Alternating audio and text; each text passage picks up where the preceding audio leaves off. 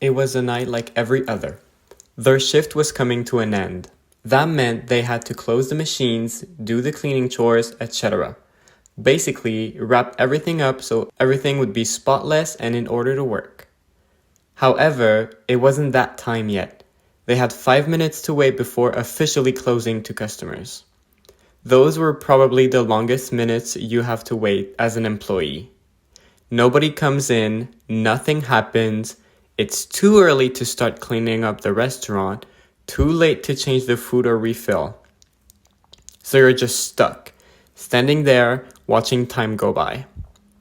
This boredom was cut by the phone call. Naturally, the employee answers the phone as the restaurant is still open and he has a job to do. They greet the caller, thank them for calling the restaurant, and asks them what they can do for them. Sure, they close soon, but the employee can't risk having a complaint, so they follow the protocol learned, using a specific greeting being, "Thank you for calling said restaurant, how can we help you?"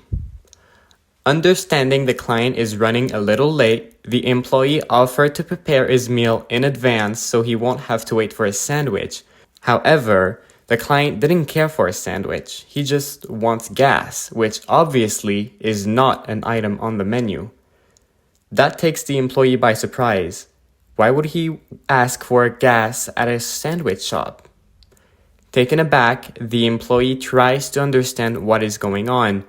They try and ask for clarifications if they'll get a sandwich afterwards or before, just so he knows what to do for his last 5 minutes. Problem is that his question leads to nowhere. He then remembers an important detail, that the Subway restaurant is merged with a gas station.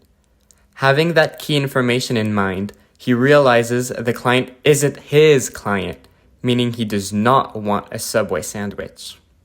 To make sure the customer understands who he's talking to, the employee clarifies once again that this is a Subway restaurant.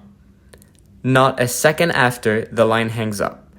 The employee probably thought this was the stupidest call ever, as gas stations are always open, so the client would not need to worry about being late. At this point, there was nothing he could do, so he just gave up and brushed it off. He didn't let that interaction ruin his last minutes of his shift. At least it was finally closing time and he could get his work started.